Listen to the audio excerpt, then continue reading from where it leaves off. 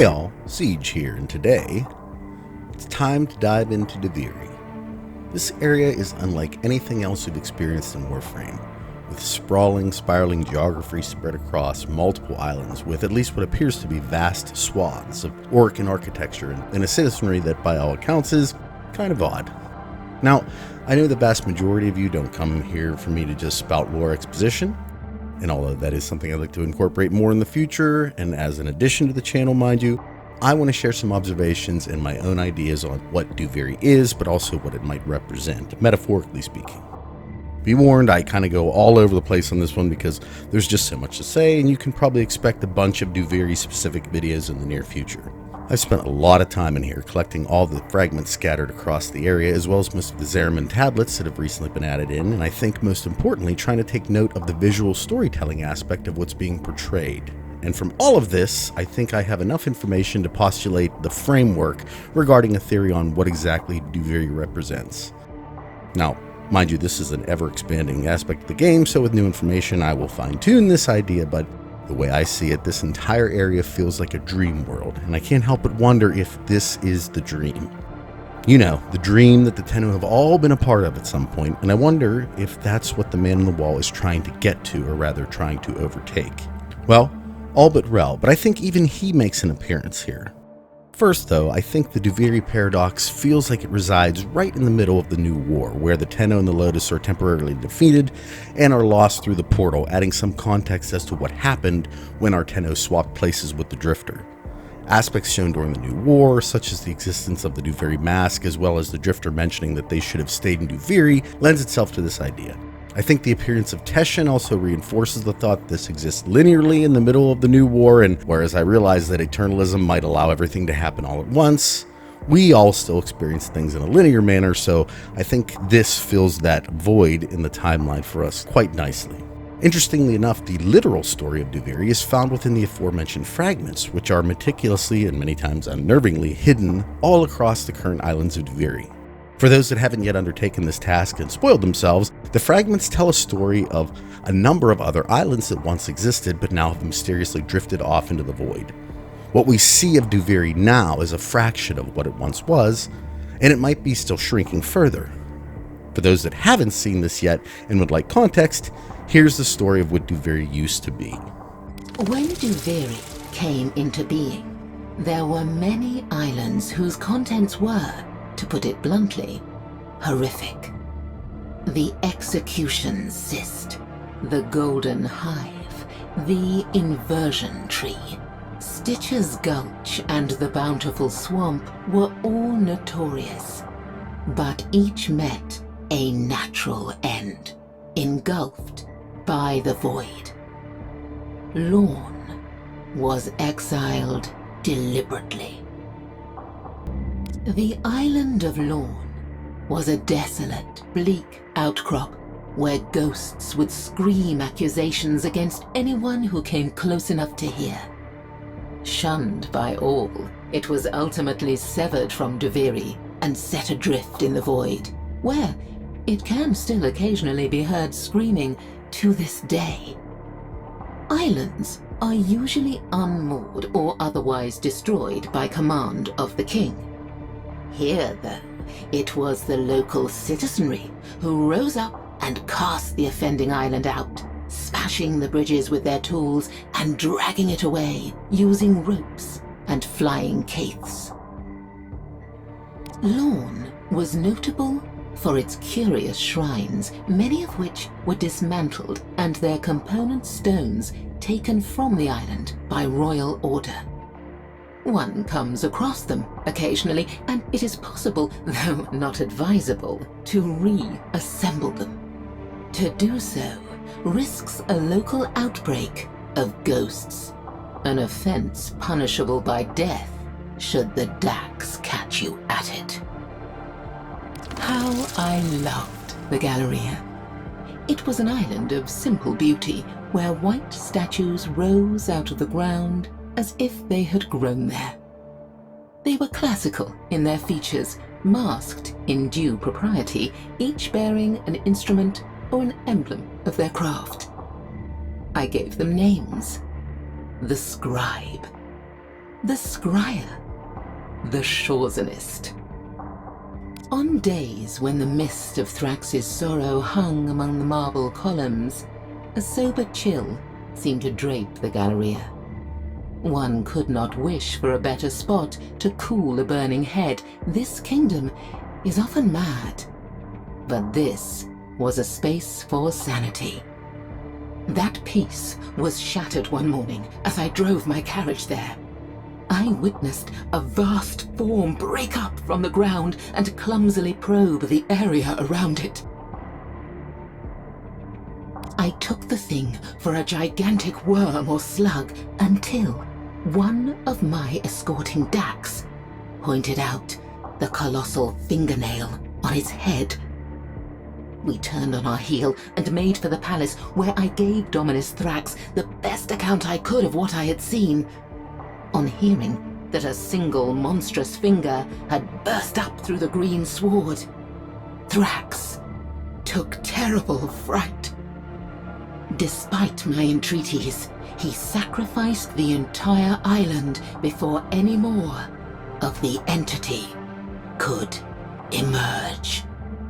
In all the ages of Thrax's reign, only 2 strangers have ever been known to come to Duviri. One was the monk Teshin, who fell from the sky into the lake on the island we now call Hermit's Landing. Seemingly lifeless, he was dragged ashore by Mithila, who nursed his return to health. I have never known a constitution to match his, yet unlike us, he has deteriorated with the passing of time. The other stranger came far earlier in Thrax's reign, before even the bleeding earth. The stranger had haunted eyes and a downcast mien, and spoke of the wall and the worlds beyond. He wore his hair like looped snakes, and his voice carried an accent unlike any in Duviri. With the king's permission, he constructed a great laboratory of light-smoking mirrors and void lanthorns, which he claimed was the match of one he had once owned in a former life. The island where it stood was known as Scholar's Landing. The time would come, the stranger said, when Duviri would be needed. There was a work of repentance to be done, and he could not do it alone. What he meant by this, I cannot say, and cannot now ask. For Scholar's Landing vanished overnight. But I shall watch and wait and hope. I am naturally curious. I can hardly help it. And so, I set this down for any that follow in my footsteps who wonder, as I have, about our home. Today, Duviri is a mere scattering of islands, set about the palace as if they had spilled forth from it. But in the dawning time when the kingdom was new, it was a kingdom worthy of the name. From horizon to horizon lay island after island, each one different, bearing distinctive color and life. I have flown on Caithback until the Ark Harbor was lost to sight, and then on again, and have been unable to number the lands over which I flew. Every one of them raised its banners to Thrax. Nothing remains of those islands now. Not a tree, not a leaf, not a grain of sand. It seems some of the lost islands were smashed by Thrax the king, as a child might smash a toy. Others have been obliterated by hazards unknown. The void is an ocean, it is said, and monsters dwell in its depths. But the vast majority of the islands have simply fallen to the void's creeping encroachment as the tides wear away at the land. I dream of a lost island returning one happy day, or an entirely new island appearing, birthed from the void. But this place has not changed in so long, except for the worse, and there is no reason for hope. One day, I am sure, the void will engulf us all. In the splendid lands on this side of the wall lives happy Mathila, and she has 2 children. She also had a husband in her yesterdays. When I have attempted to talk to her about him, she has simply frozen, like a rat before a snake. His name was Garmy, and he was keeper of the Seraglass Lighthouse on Watcher's Island. The lighthouse served no true purpose, yet he kept its lamp burning, beaming out into the void as if to call travelers home. Now, before his death, Garmy confided in me that he felt his role was important. He was keeping it at bay. Void storms were not unknown in Duviri, but the storm I shall speak of was unlike others. It hung in a red veil across the sky. There was a great sound like tearing metal, and all at once, a pelting rain fell. Not water, but broken metal chains in lengths and coils and great rattling whip strands. The falling chains shattered roofs and windows, slashed through screaming livestock, and maimed the fools who had not come in from the streets. I found Garmy's log in the toppled ruin of the lighthouse. With admirable presence of mind, he describes a form steadily approaching out of the void. A monstrous hand, possessed of only 3 fingers and a thumb. With the lighthouse gone, Watcher's Island crumbled, and was gone too, within 3 spirals. Garmy has no grave nor memorial, as if he had never lived. But I remember, and so I record. The Necropolis Island was once one of the largest in Duviri and the strangest. It appeared to be a sprawling burial ground littered with gravestones, wooden crosses, sarcophagi, and ornate tombs. But those who broke into these places found that there were no bodies to loot. Not a cadaver. Not a skull. Not even a tooth.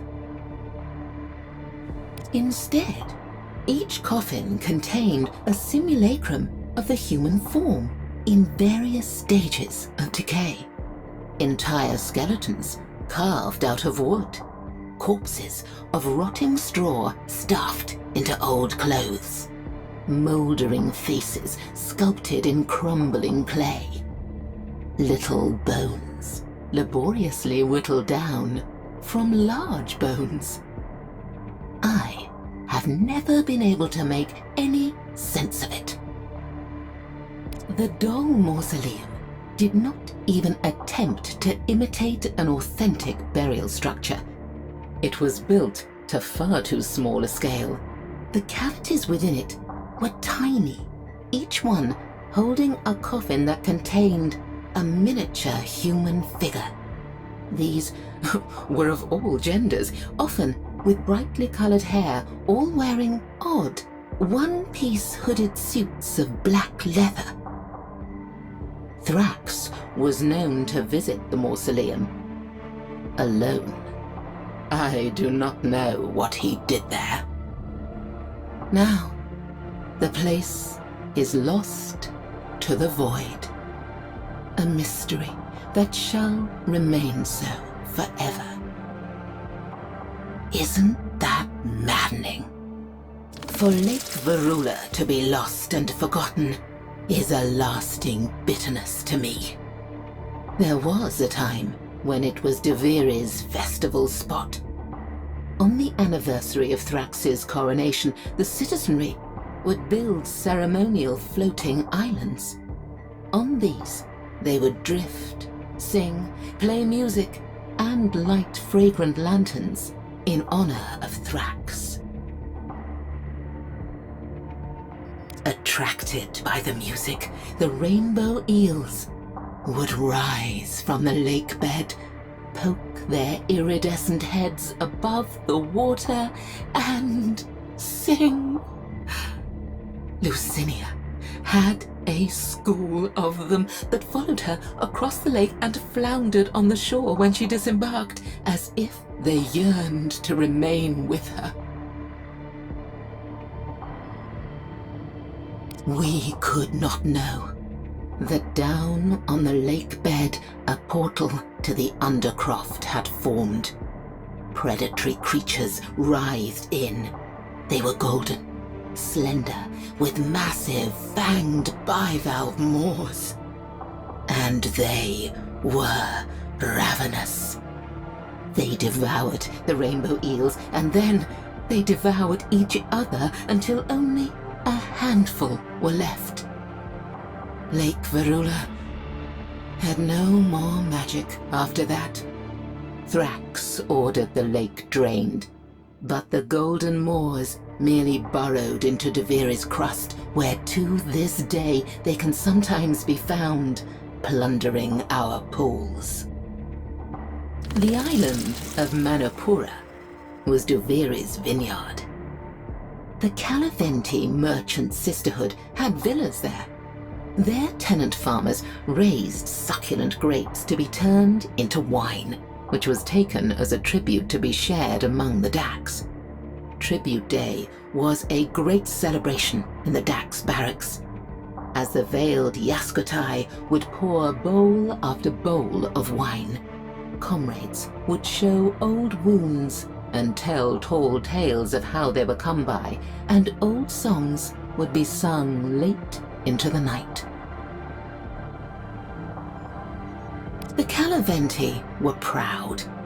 They considered themselves reflections of the true Orokin, and though they bent the knee to Thrax, they did not respect him. With his changeable moods and his short stature, Thrax was, they whispered, merely an upstart, an imitator. It was the servants who alerted Thrax to their master's insolence. If they expected to be rewarded for this, more fool them. A terrible Oroworm was sent to, and I quote, trample the Calaventi sisterhood as they trample their grapes. With no warning, the Oroworm burst through the island from beneath, shattering it to fragments. If the Dax of Duviri resent the loss of their wine tribute, they know better than to speak of it. There was a time when the children of Duviri were educated.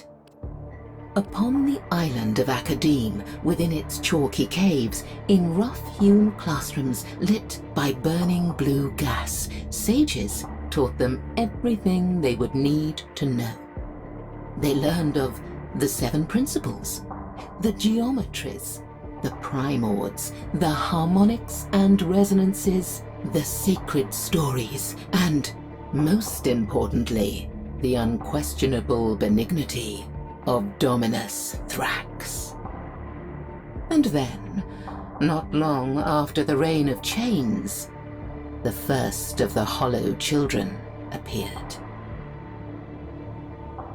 They joined the others for class, sitting at the back, silent and attentive.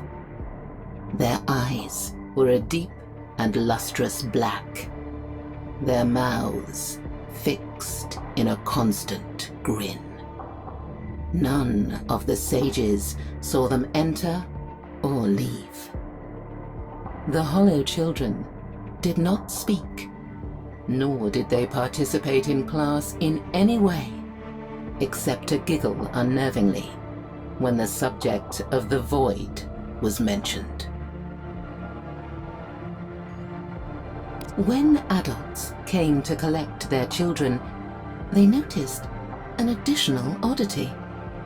Among the Hollow Children were exact duplicates of themselves when they were younger. Each day, there were more of them. Thrax ordered the island destroyed, but when Loden descended from the sky to ravage it, the aura worm found it had broken free of its own accord. Thrax did not give the order to pursue. The island was called Cornucopia for its fecundity. The soil, dark and rich, yielded tubers and greens that shimmered with life. Wagons laden with tribute would go tottering up to the palace in procession.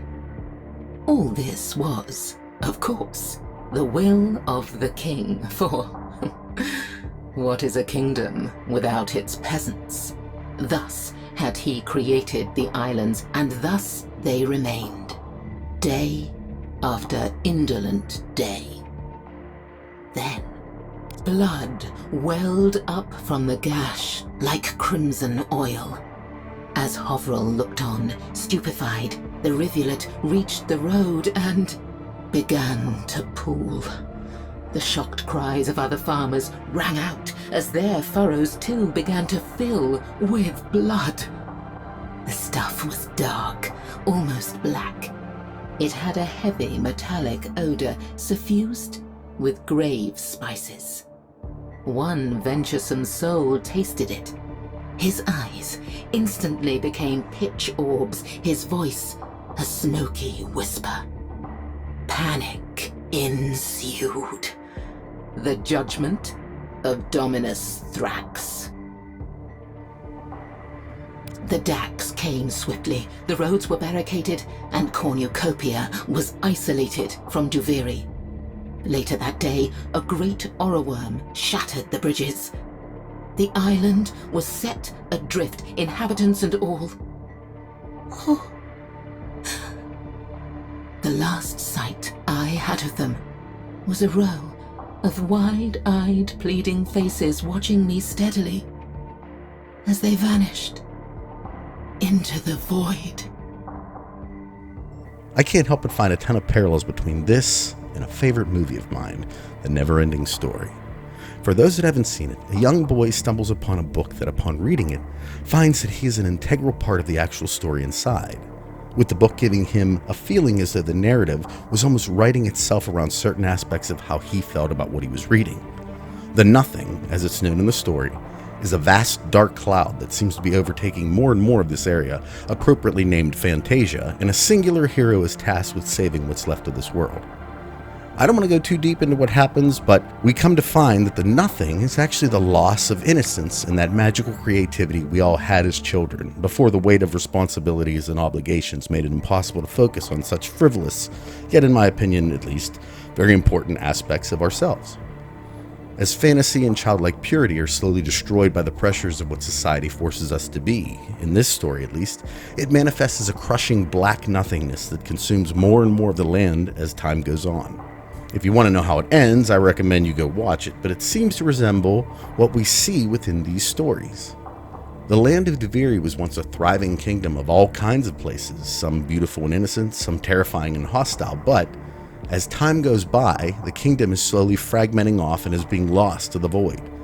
With all of this drenched in symbolism pertaining to, I feel at least, the death of innocence, something I have mentioned in the past that I consider to be the thing the Man in the Wall seemed to require in the New War.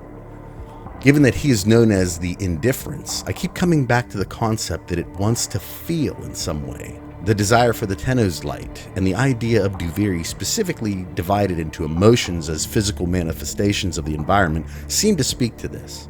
And the fact that the void looks as if to be swallowing an ever-increasing amount of the landscape in ways simulates the literal act of devouring emotions. Why is he doing this? It's tough to say. A being billions or trillions of years old, especially the embodiment of the void itself, over so much time might have forgotten the excitement of just not knowing, or what new actually feels like. Or, given that this being is potentially created from the interaction with Albrecht and Trotty, were imprinted on him using something called conceptual embodiment, with the Zariman tablets suggesting this to specifically exist, the void literally may have created a doppelganger of Entradi, complete with all his fears, schemes, and theoretically even his ideals, as we see through these tablets now found all over Duviri, with this entity holding potentially the same belief structure as the Oregon. The tablets appear to be direct messages from the void, complete with what sounds to be more Requiem words,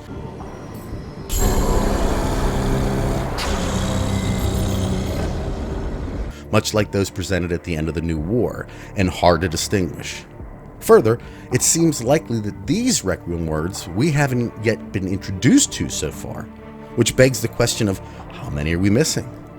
Now, within the Lost Fragments, we see quite a few cameos of potential characters we've already interacted with in the past, including potentially Entradi himself, the Scholar as he was known, as stated in this passage. This directly references what Entradi said in his Vitruvian records in the Necrolisk, strongly suggesting that some form of Entradi has in fact visited Duviri, although he has been lost to the void, according to this passage at least. We also have what I feel is to be a reference to Rel in Watcher's Island, with Garmy being the embodiment of him, watching over the land and trying to keep it at bay, much like Rel was supposedly doing with the Man in the Wall and his Warframe Harrow. Interestingly, an uncommon storm appearing as a red veil rains down broken metal chains, something that will eventually be known as the Rain of Chains, and shortly after, Garmy is forever gone from Duviri.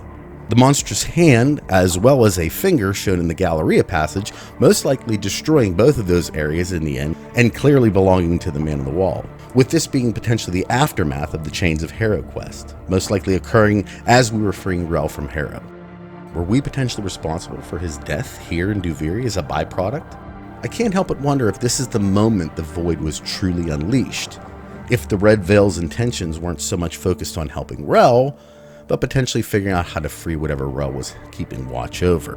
The fact that Rel supposedly never entered Margulis's dream, but shows here, I think is pretty important as well, and in my opinion, might show what Duviri is on a macro scale. Something that's important to acknowledge is the bargain, the indifference, as he's known, offered the Tenno, which makes our circumstances very unique. The doppelgangers we are told about in the lore, the one of Entradi, or those described in the caves of Academe, were all created without consent, and I think this is where the differences truly lie. With the Tenno, we agreed to his offer and thus have allowed him to become part of us. Not a hollow child, as described in these stories, but a true entity specifically entangled within the void. This is where the importance of the dream the Tenno undertook comes into play. I think it would make sense to consider that in the moment we took the hand of the Man on the Wall, we were given his power, but I'm not certain we had any real control over it until we entered the dream. It's known that when the Zariman returned, the first to view the children didn't fare so well, many becoming horribly disfigured, and only through the dream were we able to control our darker side. And what I'm wondering is, if this was done quite literally within the dream, splitting from it, leaving the noble, heroic light side of the Tenno, the one who left the dream, our player character, and its darker half still trapped in the dream, taking on the persona of Dominus Thrax, helping to explain the duality revealed at the end of Duviri. Surprisingly, this harkens back to the concept of the shadow self, the part of our psyche that gets buried within our subconscious when our primitive desires are overwritten by our adherence to what current culture deems acceptable. From a 1,000-foot view, one might look at Duviri as the mental or the mind, with the soul system as the physical or the body aspect of the Tenno. It's something I've compared Warframe's overarching narrative to in the past, and as it pertains to the Duviri fragments, I can't help but notice how a parallel of many of these events can be seen in the behaviors and tendencies of each of these characters. Within these tales of Duviri, as well as the Duviri paradox, we see what kind of ruler Thrax is, petulant, cocky yet cowardly, insecure, impulsive, and ruled by emotion, something even the man in the wall notes in one of his tablets. This very much mimics the behavior of a child without restraint, a spoiled brat, if you will, adhering fully to the concept of egocentrism, or commonly said as believing themselves to be the center of the universe. Now, in my opinion, he fits this description very closely, and I think his treatment of the Drifter may also be indicative of this. When we feel guilt from the past, it's essentially our former selves that either did or didn't do something that we kick ourselves for not choosing correctly, and in that way mirrors the Drifter's trauma over the Zariman void jump accident. The reason this place exists at all. I mean, look at it. It's essentially the Zariman 10-0 strewn across an imaginary dreamscape. There is evidence all over that this area is created from the mind of a child of Orkan society, with literal aspects of their ship laced throughout the geography. The fact no one seems to remember when anything actually began, or remember much at all besides Akrathis, falls in line with how we dream, typically being thrust into the middle of the events to take place, but never really questioning how we got here, with most of the citizens being almost background noise, aside from a few very specific examples. What's that breathing in my ear? Nothing, darling, nothing here. What's that gleaming sharp and bright? Hold your tongue and say good night. These two freak me out. The visuals here, the very dreamlike state of the area, with skyboxes that, yes, resemble the void, but also kind of resemble neurons firing within a brain. Almost like this place is a visualization of thought made real. And on top of that, it's only after the Drifter is able to face his darker half is he able to transcend his trauma and leave Duviri freely. Something that parallels a traumatic dream finally dissipating after finding some form of closure surrounding it. Essentially free to dream now without the burden of fear or those potential nightmares being a problem, because they've been dealt with. So why didn't the dream stop when the Drifter found peace? Because this place isn't metaphorical, it's a real place, and one I believe continues to live on whether the Tenno stay here or not. Almost like the void has either overtaken the dream, or the dream itself was potentially made of the void to begin with. The reason transference even works within this framework. Pretty much every bit of technology associated with the Orkan at that time was void related. So is it really a stretch to think that Margulis didn't create this dream, able to calm the Tenno and the Warframes, two essentially out of control entities, and join them together? Is this the reason these Warframes are present within Duviri? Essentially already communed with the Tenno with access to the dream as well now? We know that this world was created as a direct reaction to the Zariman void jump accident for the Tenno, but it makes me wonder if now this place is all that stands between the man in the wall and whatever his goal is. Within the Undercroft, Teshin warns us over and over again that we can't let the master of the void in, and it has me thinking our Tenno has a kind of shelf life based on what happens here. Given what we know from these lost fragments, harkening back to my original point, the void here seems to be slowly eating away at this world much like the nothing did of Fantasia.